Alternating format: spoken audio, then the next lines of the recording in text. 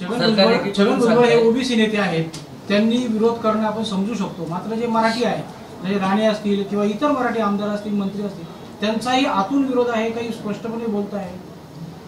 नाही, मला वाटत नाही तसं, कारण हे देवेंद्र फडणवीसांनी बळच बोलायला लावलं असावं त्यांना.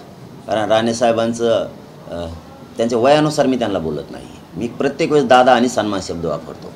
काय जरी कोणी काय बोलत असेल किंवा आम्ही बी, तर ते मुलगा बोलला तर समजा समाज बोलतो किंवा आम्ही बोलतो, परंतु त्यांचा शेवटी सन्मानच करतो आम्ही. कारण वय मोठं आहे, अनुभव मोठा आहे त्यांचा, तरी आम्ही त्यांना प्रत्येक वेळेस सन्मानानं बोलतो. पण त्यांनी समजून घ्यायला पाहिजे, राज्यातले लोक सन्मान देत आहेत, दादा म्हणतायत, तर मग आपण बी थोडं समाजाच्या भावना समजून घेतल्या पाहिजेत. आपण नाही बोलायला पाहिजे, हे पण त्यांनी समजून घेणं गरजेचं आहे. आम्ही तर त्यांचा सन्मानच करतो. सन्मान शब्दाचा अर्थ त्यांनी समजून घेतला पाहिजे. आणि बाकीचे जे बोलतात ना, यांना समाजाचं देणं घेणंच नाही.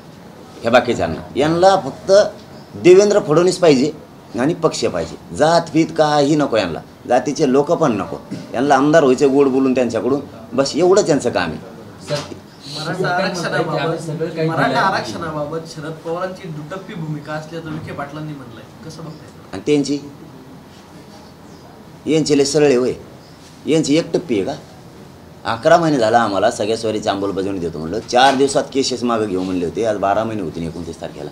यांची लय सरळ भूमिका आहे का? ते तर नाही तर तो धडाचे जनतेला माहिती आहे ना, त्यांनी वाटोळं केलं आहे म्हणून तर लोक तुम्हाला मागतात ना. तुम्ही त्यांच्यापेक्षा खालच्या विचारांचे निघालात. त्यांच्यापेक्षाही आम्हाला तर समाजाला माहीतच आहे ना आमचं कोणी वाटोळं केलं आहे. आमचं 16% आरक्षण कुठं गेलं सगळं समाजाला माहिती आहे. त्यांनी दिलं नाही म्हणून तुम्हाला द्यायचं नाही. त्यांच्यापेक्षा खालच्या विचाराचे निघालात तुम्ही. म्हणजे तुम्हाला असं म्हणायचं आहे का की मराठा समाजाचे मंत्री तुमच्या सोबत नाही? दोन्ही नाही. महाविकास आघाडी नाही, मंत्री नाही, मंत्री नाही, कोणीच नाही, सरकार नाही, कोणी नाही. यांना फक्त मराठ्यांचं वाटोळं करायचं आणि यांची पोळी यांना बाजून घ्यायची. पण जे मराठ्याचे आमदार मराठ्यांच्या विरोधात बोलत आहेत ना, त्यांचा मराठी ह्यावेळेस कार्यक्रमच लावणार आहे.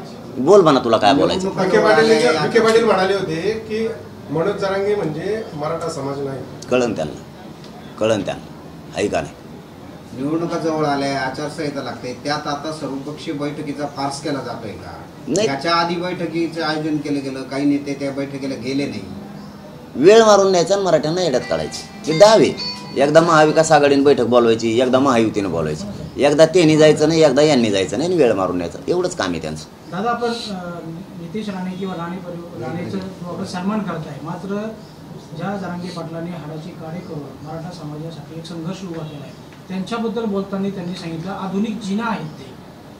नाही, ते काय त्या पोराला नाही किंमत देत आम्ही. ते हेंगडं त्याला कोण विचारतं काय. मी निलेश साहेबाला 3-4 वेळेस सांगितलं आणि आज सुद्धा सांगतो की मी राणे परिवाराचा सन्मान करतो. तुमचं काही ना काहीतरी योगदान आहे, वय मोठं आहे. त्यांना समजून सांगा की मी त्यांचा सन्मान करतोय. मी त्यांना एक शब्दही बोललेलो नाही. तुम्ही बळच कसं काय बोलता मला? आणि बळच बोलल्यावर मी कसं काय सोडी? मी तुम्हाला शब्द वापरलाच नाही तरी तुम्ही मला बोलताय. मग आता कोणी असू देऊ, आता कारण नसताना मी जर त्यांना बोललो तर ते बोलणारच ना मला. तसं तुम्ही कारण नसताना मला आणि माझ्या समाजाला बोलायला लागला. तुम्ही समाजाच्या विरोधात जाऊ नका. आणि मराठा समाजालाही विनंती माझी, ते पोरा फिरायचं सोडून द्या. पण वैयक्तिक दादांचं, समजा मोठे राणेसाहेबांचं वय बघता त्यांना बोलताना तारतम्य सगळ्यांनी पाळत जा. हे म्हणजे समाजालाही माझं सांगणं आहे की चला, वय मोठं आहे, अनुभव मोठा आहे त्यांचा, त्यांच्याबद्दलचं थोडं आदरस्थान, सन्मान ठेवला पाहिजे. पण त्यांनीसुद्धा हे सन्मान शब्दाचा अर्थ समजून घेतला पाहिजे. त्यांनी बी बारीक लेकरासारखं मग बोलू नये कुणीकडे सुद्धा. आम्ही आमच्या समाजाच्या पोराला सांगितलं की पोरांना त्यांचं बोलणं वेगळं आहे, परंतु दादांना बोलताना थोडं समाजातल्या पोरांनीसुद्धा विचारपूर्वक बोलत जा. कारण शेवटी वयानं मोठा माणूस आहे आणि अनुभव आहे, समाजासाठी काही ना काहीतरी केलेलं आहे. त्यांना बोलताना थोडंसं व्यवस्थित बोलत जा, सन्मान ठेवून.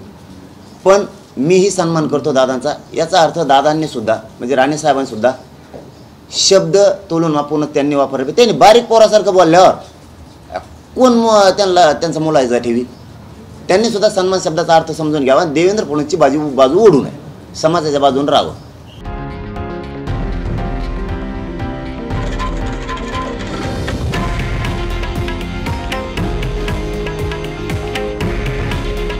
हे आहे देशातील नंबर 1 न्यूज नेटवर्क आणि आपण पाहत आहात TV9 मराठी. काळजी तुमची, हित महाराष्ट्राचं.